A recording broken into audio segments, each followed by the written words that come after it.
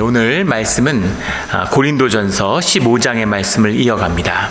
고린도전서 20장부터 34절까지의 말씀의 주제는 지금 15장 전체의 주제와 연결되고 있는 부활에 관한 것이죠.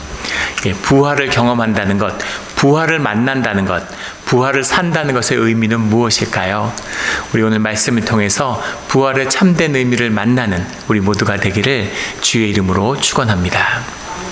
우리 15장 부활장의 말씀을 나누어 가는데 20절부터 34절까지의 말씀, 오늘 본문 말씀은 굉장히 어렵습니다. 다 어렵다고 그러세요. 그런데 이 말씀들을 읽어보면 알 것 같기도 하고 모를 것 같기도 하고, 왜냐하면 부활의 이야기이기 때문인 거죠. 부활의 이야기니까 우리가 하도 교리적으로 많이 듣고 익숙해서 들어본 얘기니까 그런가 보다 싶기도 하지만 사실 이게 무슨 얘기인가 하고 와닿지 않을 수 있는 것이죠. 그리고 또 수많은 신학적인 논쟁들이 있습니다. 한 절 한 절마다 책이 수십 권일 정도로 수많은 논란들이 있어요. 왜 그렇게 어렵고 힘들게 느껴질까요? 물론 말씀의 깊이가 있기 때문일 수도 있지만 이 말씀을 생각으로 만나기 때문입니다. 생각으로, 관념으로, 신학으로 만나면 한없이 어려운 것 같지만 우리의 삶으로, 우리의 삶에, 실제 살아있는 삶의 실제로 경험하게 되면 사실은 아무것도 아닌 얘기죠. 당연히 아는 얘기고 당연히 우리가 살고 있는 이야기이기도 합니다. 오늘의 말씀의 참된 뜻은 무엇일까요? 20절 말씀에 그러나 이제 그리스도께서 죽은 자 가운데서 다시 살아나시사 잠자는 자들의 첫 열매가 되셨도다. 지금 고린도 교회를 향한 편지인데 고린도 교회에서 종말로 시작했던 말씀이 부활로 끝을 내고 있죠. 교회에 대한 은사의 문제, 이런 갈등의 문제, 저런 갈등의 문제들에 대한 여러 가지 영적인 답변을 주었지만 그 모든 것의 결론을 내는 교회의 결론, 신앙의 결론은 부활이다라는 거죠. 그러면 부활의 의미를 만난다는 게 무엇인가라는 겁니다. 잠자는 자들의 첫 열매가 되셨도다. 첫 열매가 되셨도다라는 첫 열매란 이야기는 로마서 11장 16절에 그 말씀의 뜻이 더 밝혀져 있습니다.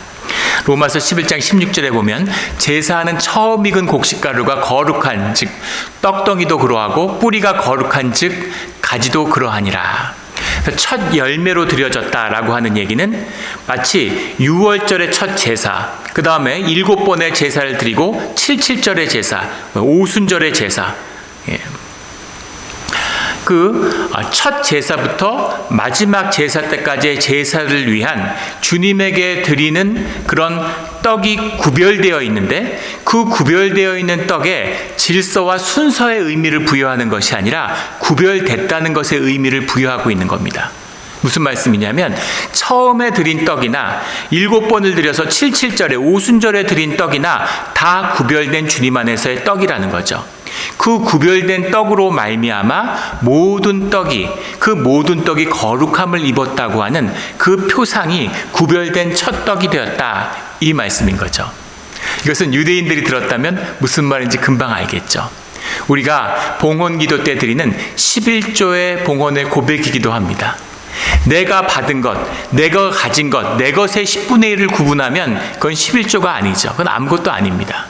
그게 아니라 내 모든 것이 주님의 것이고 내 모든 것을 주님이 주셨고, 그래서 주님의 것을 내가 누린다고 하는 그 감사와 그 주님 안에서의 거룩한 삶의 의미를 주님께 표현하는, 주님께 고백하는 그 구별의 의미가 바로 우리의 11조죠.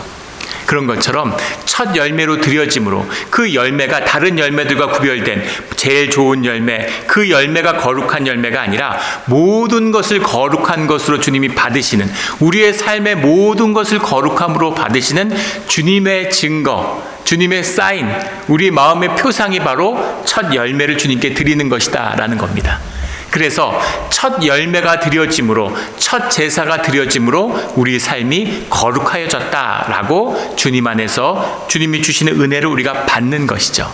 그래서 주님이 첫 열매가 되셨다, 죽은 자들의 첫 열매, 첫 부활이 되심으로 모든 사람이 부활하게 된다, 그 증거다라는 의미가 들어있는 겁니다.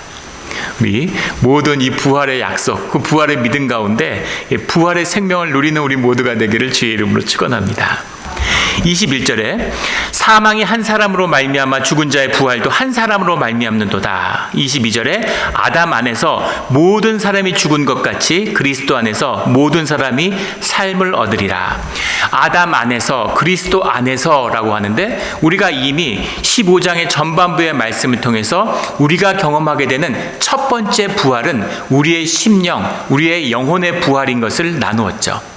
부활은 육신의 부활이 있지만 그 앞에 만나는 심령의 부활, 살아서 죽어 다시 살고 살아서 영원히 사는 삶의 비밀, 그 생명을 주님 안에서 얻는 것이 첫 번째 부활이다라는 걸 우리가 이미 나누었습니다.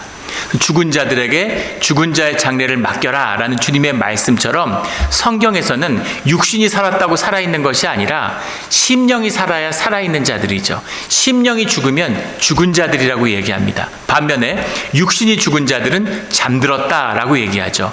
왜냐하면 다시 일깨워서 일으켜 세울 때가 있기 때문이죠. 그래서 첫 번째 심령의 부활이 있고, 우리가 죽은 다음에 경험하게 되는 육신의 부활이 있고, 마지막 때 대심판의 때, 죽음이 완전히 정복되는 때, 그때 완전한 부활을 다시 한번 경험하게 되는 거죠. 그 세 번의 부활을 성경 가운데 말씀하고 있습니다. 그 부활의 얘기예요. 그런데 아담 안에 있다는 건 무슨 얘기냐면, 우리가 육신에, 우리가 혈육의 삶을 살고 있는데 우리 가운데 주님이 주신 생명이, 주님이 주신 능력이 우리 안에 없기 때문에 세상의 굴레에서 종노릇하고 살아가고 있다는 것이죠. 죽은 것 같이라고 하는, 살아도 죽었고 죽으면 죽는 것입니다. 아담의 죄, 그 죄성 때문에 모두가 그 굴레 가운데, 이 혈육의 가운데 살고 있는 것처럼 마음 가운데는 새로운 삶을 살고 싶고 마음 가운데는 소망의 삶을 살고 싶지만 그렇게 살 수 있는 능력과 그런 에너지와 힘이 우리 안에 없는 것이죠. 눌려서 살아가고 있는 겁니다. 그런데 그리스도의 십자가의 영, 주님의 영을 받은 자들, 그와 함께하는 자들은 모든 사람이 삶을 얻으리라 라고 하는 새로운 생명이 우리 가운데 시작된다라는 거죠. 주님 안에 있는 자들은 이 생명의 맛을 보고 생명의 능력을 사는 것입니다. 그래서 이걸 살아보는 사람, 이 생명을 맛을 본 사람은 이 말씀이 무엇인지를 알죠. 이 말씀이 무엇인지를 알아요. 내가 주님을 만나지 못했더라면, 내가 주님 안에 있지 않았더라면 내 삶이 어떻게 됐을까? 이런 걸 돌아보고 주님께 감사하게 되는 거죠. 그런데 그리스도 안에서 모든 사람이 삶을 얻으리라, 삶을 얻으리라 라고 하는 번역이 너무 그렇습니다. 그러니까 이 부활의 능력을 어떻게 표현할 줄을 몰랐겠죠. 이 표현하기가 어려운 거죠. 삶을 얻으리라 라는 말이 조아포에오라고 하는 말인데, 조아포에오라는 말이 존이라고 하는 생명, 살아있는 것 뭐 이런 뜻이고, 포에오라는 게 만든다라는 말인데 생명을 만들어낸다 이런 말이에요. 생명을 만들어낸다라는 이 표현이 성경에 이곳저곳에 많이 나옵니다. 대표적인 것이 요한복음 5장 21절에 가면 이런 말씀이 나오죠. 아버지께서 죽은 자들을 일으켜 살리심같이 아들도 자기가 원하는 자들을 살리느니라 하는 이 살리심, 살리느니라가 이 말씀입니다. 죽어 있는데 다시 살린다는 거죠. 죽은 생명인데 다시 살아나는 그 일이 그리스도 안에서 이루어진다 이런 말씀이에요. 또 요한복음 6장 63절에 가면 살리는 것은 영이니 육은 무익하니라 이런 말씀이, 살리는 것은 이 말씀입니다.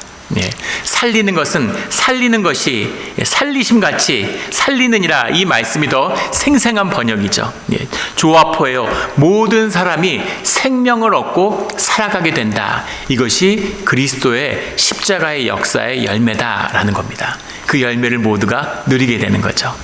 그런데 우리가 이 말씀이 우리에게 와닿지 않는 이유는 이것이 종교적으로 이 말씀을 오염시키고 곡해하기 때문이에요. 모든 사람이 생명을 얻는데 우리 마음엔 이런 게 있죠. 우리는 교회 다니니까, 우리는 그래도 세례 받았으니까, 우리는 교회 멤버니까 우리가 주님한테 구원받고 교회 안 다니는 사람은 구원 못 받겠지, 이런 마음이 있는 겁니다. 그럴까요? 우리 주중에 나눈 성경 말씀에 보면, 우리 이사야서 40장, 41장 말씀에 보면 우리 고레스에 대한, 키루스 대왕에 대한 이야기가 나오죠. 유대인들은 우리는 제사들이잖아요. 우리는 주님의 백성이잖아요. 그런데 주님이 그 도성을 무너뜨리고 성전을 무너뜨리는 겁니다. 그 제사 좀 지내지 마. 그 기름 냄새에 질렸다. 이렇게 말씀하시죠. 그리고 나의 종을 불렀다. 동방에서 나의 종을 불렀다라고 키루스 대왕을 세워요.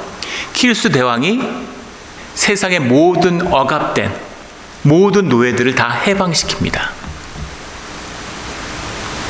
2600년 전의 일이에요. 미국에서 노예가 해방된 게 160년 전입니다.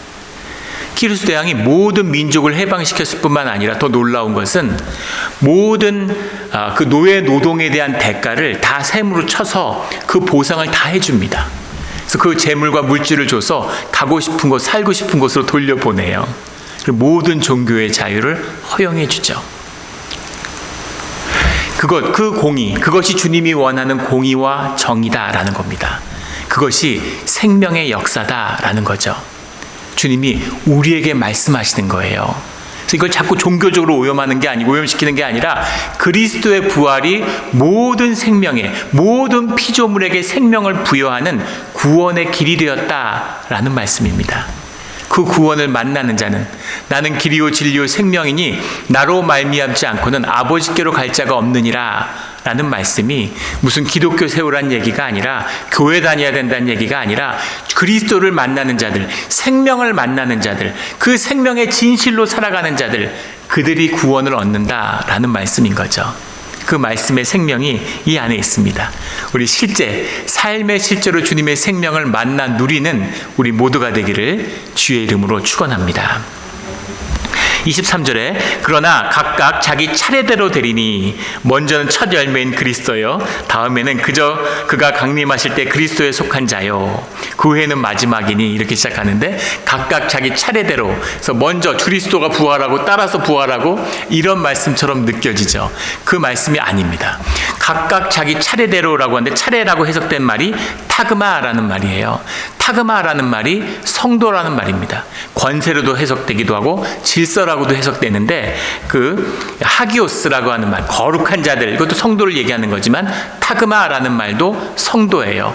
그러니까 무슨 말이냐면 각각 그 성도들이 주님과 하나가 된다 이런 얘기입니다. 부활의 때 각각의 부활을 만남으로 그 부활의 시간이 주님과 하나 되는 시간이라는 거죠. 그 주님 안에서 부활을 만난 자들, 자신의 부활을 경험한 자들이 주님 안에서 하나가 되는 것이다 이 말씀입니다. 타그마라는 것이 이 로마 시대의 전열 보병들이 방패를 들고 진군하는데 그 방패를 맞닿아서 세우는 것을 타그마라고 합니다. 거기서 유래된 말이죠. 연합, 합동, 하나됨. 그 로마가 세계 제국을 이뤘어요. 아무것도 아닌 조그만 부족이었는데 그 부족이 그 지중해를 둘러싼 모든 세계를 다 제패했습니다. 그 제패한 것이 물론 주님의 섭리 가운데 이루어진 일이겠지만 로마의 다른 점은 무엇일까? 로마는 뭐가 특별했을까? 로마는 전쟁을 잘했습니다. 군사력이 특별했어요.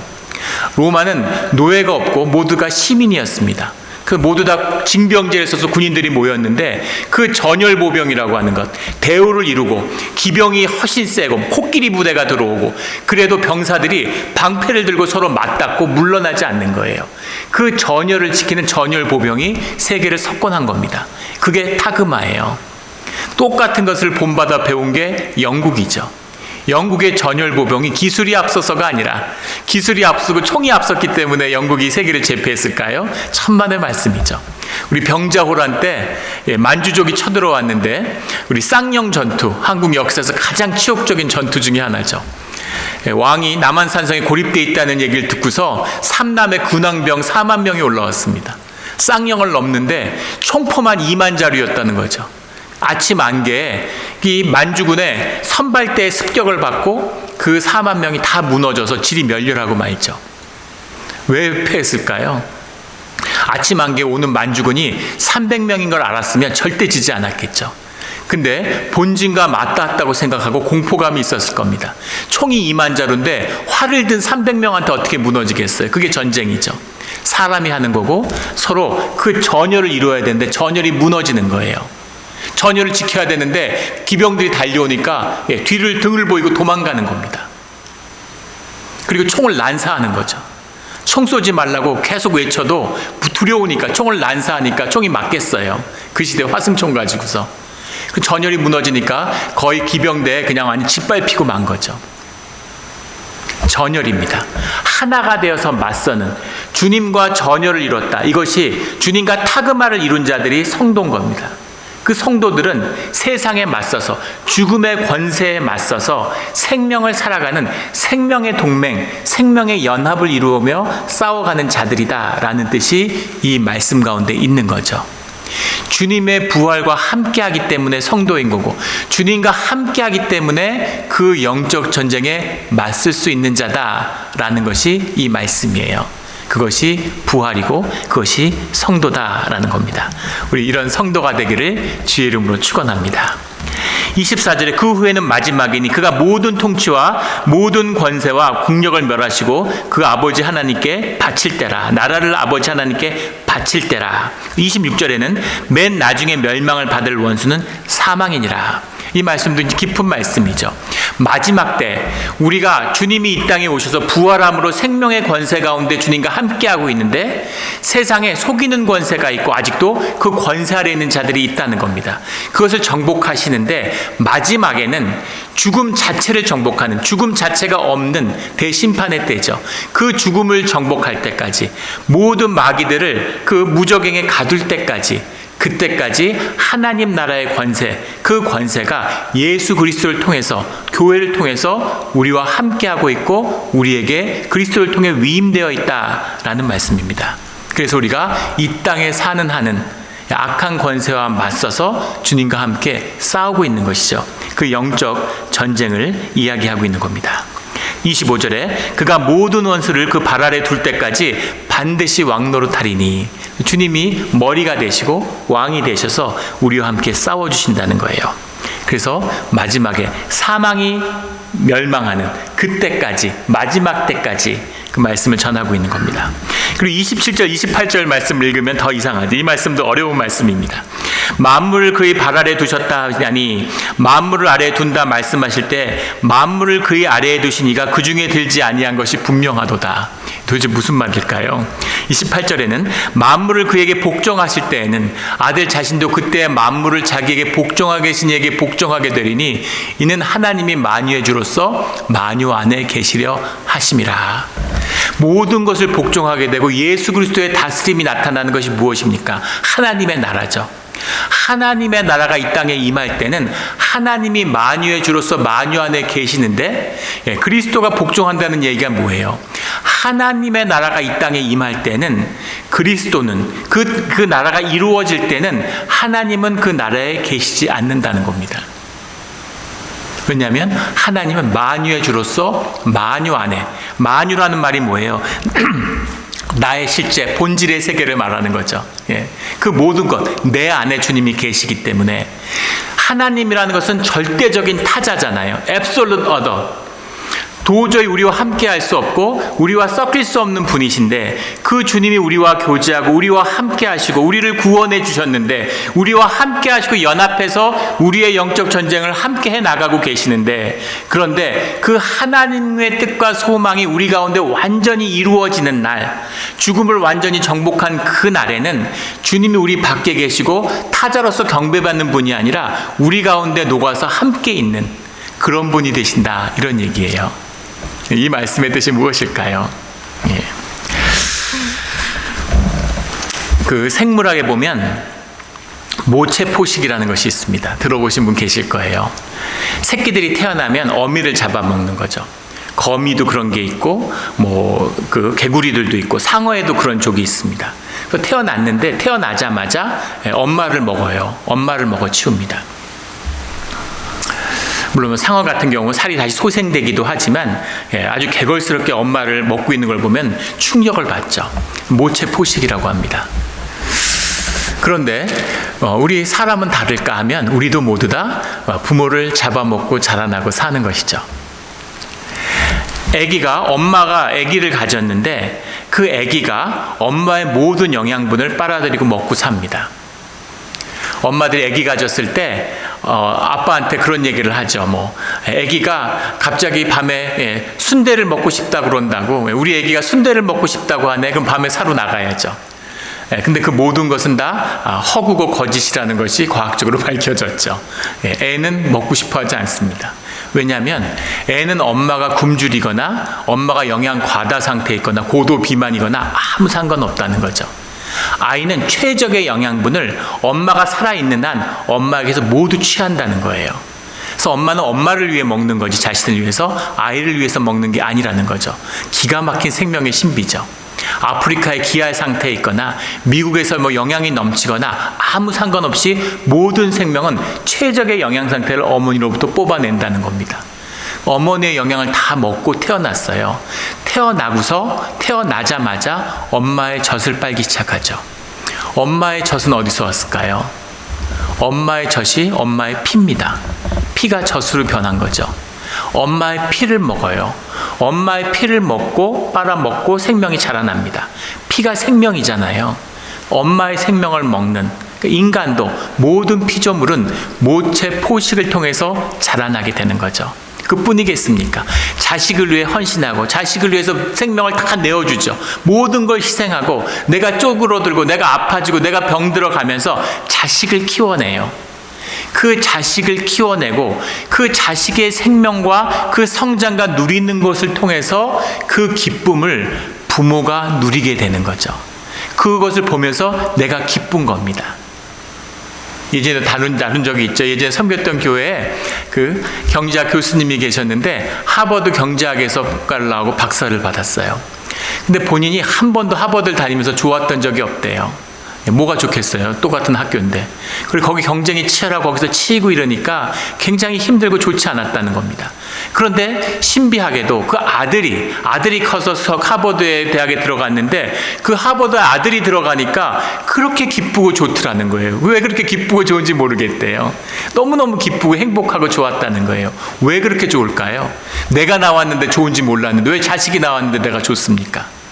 그게 생명의 비밀이고 그것이 영의 비밀이고 그것이 하나됨, 사랑의 비밀인 거죠.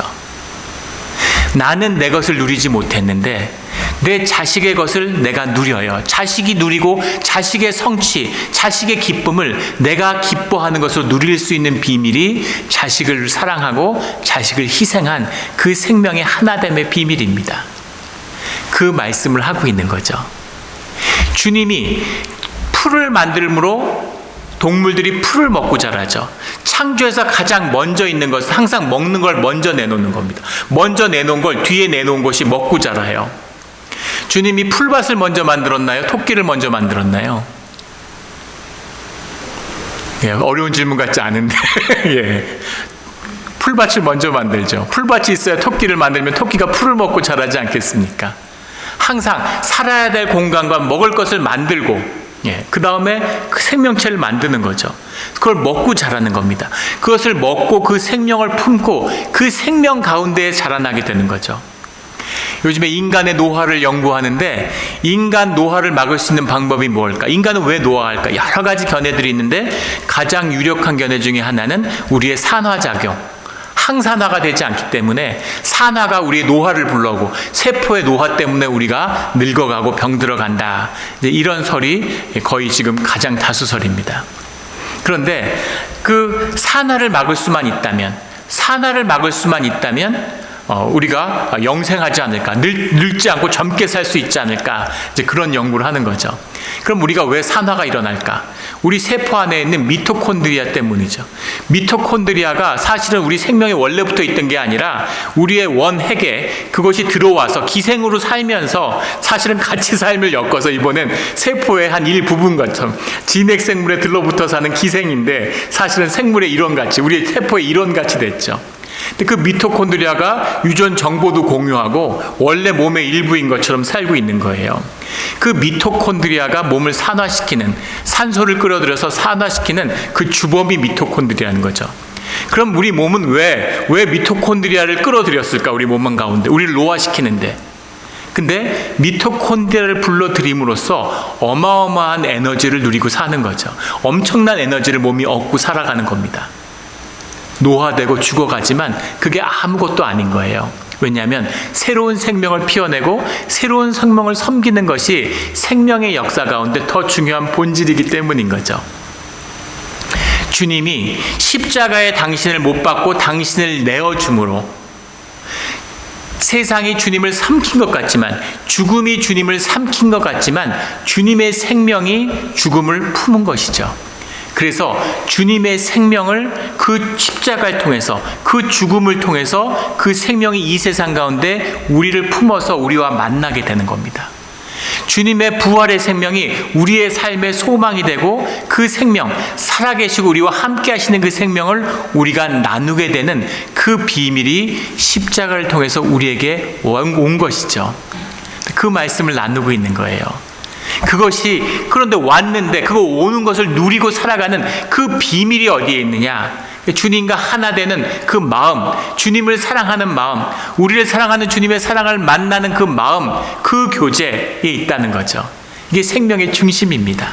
개념이 아니라 생명의 사람이 되면 하나 되고 싶어 해요. 생명에 붙들리면 사람들이 하나 되고 사랑하고 싶어하고, 그 생명을 창의적으로 나누고 싶어하고, 그 생명을 발산하게 되는 겁니다. 그게 생명의 사람이에요. 무슨 방에 항상 있고 밤새도록 게임하고 사람을 만나보는 것이 두렵고 맨날 상처받고 과거의 상처 때문에 삶에서 헤어나갈 수가 없고 뭔가 새로운 일을 해보고 싶지만 살아오던 대로 살 수밖에 없는 그 무기력함, 그것이 심령이, 영혼이 죽은 우리 육체의 삶입니다. 그것의 소망이 되는, 새로운 힘이 되는, 새로운 생명을 여는 길이 주님의 십자가고 주님의 부활이다라는 말씀이죠. 이 말씀을 어떻게 설명할 수가 있겠어요? 정말 사도 바울도 최선을 다해서 그 시대의 모든 지혜를 동원해서 말씀하고 있는 거죠. 하지만 이것을 만난 자들만이, 이것을 경험한 자들만이 이 말씀의 진실을 알고 있는 거죠. 29절에 가면, 만일 죽은 자들이 도무지 살아나지 못하면 죽은 자들을 위하여 세례를 받는 자들을 무엇으로 하겠느냐? 어찌하여 그들을 위하여 세례를 받느냐? 이 말씀에 대해서도 수많은 논란이 있습니다. 실제 죽은 자들에게 세례를 줬다고 주장하는 사람도 있고, 또 죽은 자들을 위한 세례라는 것이 순교를 의미하는 것이다, 이런 해석도 있습니다. 근데 이 말씀의 맥락에서 보면 순교의 의미가 더 가깝게 와닿아요. 너희들이 만약에 부활의 생명이 진짜가 아니라면, 실제가 아니라면 도대체 왜 순교를 하는 거냐, 이런 말씀인 거죠. 그 말씀이 이어지는 게 30절에 보면, 또 어찌하여 우리가 언제나 위험을 무릅쓰리요?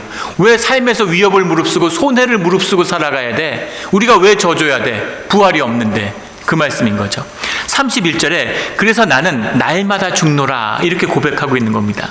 32절에 내가 사람의 방법으로 에베소에서 맹수와 더불어 싸웠다면, 맹수라는 것은 세상 권세에 대한 표상이죠. 어떤 자들은 또 실제 에베소에서 맹수와 싸웠는 거 아니냐, 이렇게 문자적으로 해석하는데 그런 의미는 아니겠죠. 고린도후서 11장에 보면 자신이 당한 고난을 자세하게 설명하고 있습니다. 실제 맹수와 싸웠다면 그런 얘기도 썼겠죠. 세상 권세와 더불어 싸우고 있는데 그게 무슨 유익이 있겠느냐? 죽은 자가 다시 살아나지 못한다면 내일 죽을 터이니 먹고 마시자 하리라. 생명의 부활이 없다면, 영원한 생명이 없다면 그냥 혈육으로 누리면서 쾌락 속에서 살아가는 게 낫지, 뭐하러 위험을 무릅쓰고 뭐하러 죽고 뭐하러 희생하고 이렇게 살아가는 의미가 뭐가 있겠느냐라는 말입니다. 주님이 살아계시기 때문에, 주님이 함께 하시기 때문에 주 안에서 우리가 져줄 수 있는 거죠. 싸운다는 의미를 오해해서는 안 됩니다. 세상 권세와 싸운다는 게 뭐예요? 현상에서, 4차원 세계 안에서 세상 가운데 다툰다는 거잖아요. 거기서 싸우면 지는 겁니다. 세상 권세는, 마귀는 항상 싸우자고 하죠. 싸울수록 힘이 세져요. 평화가 임하면 마귀는 스스로 무너집니다. 자기들끼리 싸워서. 그래서 자꾸 싸움과 갈등을 증폭시키는 거죠. 정치 같은 거 보면 알잖아요. 싸움이 있어야 세를 결집하니까. 그래서 자꾸 뻘로 내려오라는 거죠. 뻘에서 한번 싸워보자는 겁니다. 뻘의 비밀이 있죠. 뻘에서 아무리 좋은 뜻으로 무슨 일을 해도 뻘에 내려가서 한 일은 다 뻘짓이에요. 싸우면 지는 겁니다. 그래서 비폭력과 무저항으로 맞서는 거죠. 지지 않는 것이 이기는 겁니다. 왜냐하면 최후의 승리를 이미 거두었기 때문이죠. 주님 안에서 승리한 자이기 때문입니다. 수많은 예를 들 수 있겠지만 마틴 루터 킹 목사의 예를 들 수 있겠죠. 미국에서 어떤 사람의 생일이 탄생한 날이 국경일인 것은 마틴 루터 킹 목사밖에 없습니다. 우리 아시아계 이민자들은 마틴 루터 킹 목사한테 감사해야 돼요. 마틴 루터 킹 목사의 죽음으로 인해서 아시아계를 차별하던 모든 이민의 차별이 없어졌습니다. 일본이 미국과 동맹을 맺고 서로 얼마나 좋았어요. 필리핀 조선도 나눠 갖고 그렇게 혈맹을 과시했는데 그 시절에도 절대 미국이 일본계 미국 이민을 받아들이지 않았습니다. 그게 2차 대전의 도화선이 됐다는 이야기도 있죠. 너희는 우리랑 달라. 가장 저열한 피부색으로 사람을 차별하는 오늘의 미국을 보십시오. 지금도 그래요. 키루스가 2600년 전에 한 일을 지금도 미국이 하지 못합니다. 이게 인간의 모습이죠.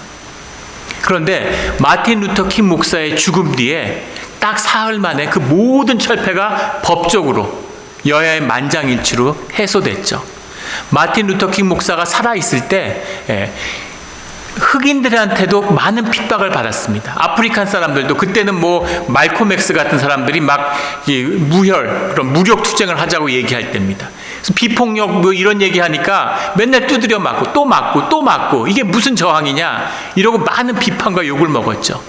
그런데 그리스도의 믿음과 역사함을 알기 때문에 비폭력과 무저항으로 두드려 맞는 것이 결국은 이기고 승리하는 거라는 것을, 그게 권세라는 걸 알고 있는 거죠.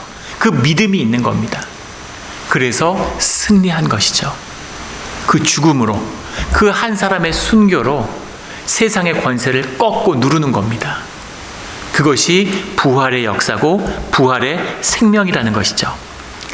오늘 33절의 말씀에 속지 말라. 악한 동무들은 선한 행실을 더럽히나니 깨어 의를 행하고 죄를 짓지 말라. 고린도 교회에 있는 거짓들, 속지 말라는 거죠. 모든 현상과, 종교라는 것은 모든 현상, 세상의 일을 결국 옹호해요. 종교가 더 거룩하고 종교가 더 그럴듯한 것 같지만 종교라는 것은 결국 세상의 종로로 사는, 마귀의 밑에 쓰임받는 마귀의 종로로 사는 것 뿐이에요. 종교는 늘 굴레고 종교는 주님의 생명과 신앙의 길을 막으려고 하죠. 속지 말라는 겁니다. 부활의 진실을, 부활의 생명을 사는 자들, 그런 자들은 주님의 길을 가고 주님의 길을 안다는 겁니다.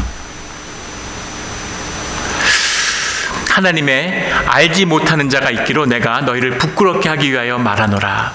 생명을 아는 자들에게 이 말이 다 필요 없었는데 너희 가운데 생명을 알지 못하는데 교회를 어지럽히는 자들을 부끄럽게 하기 위해서 이 말을 전했다. 이것이 교회의 화목을 지키고 그 모든 갈등과 불화를 깨는 주님의 역사를 이뤄내는 주님의 비밀이다. 생명의 비밀이다. 라는 걸 밝히고 있습니다.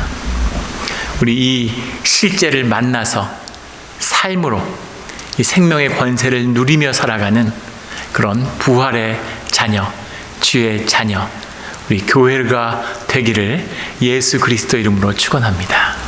아멘.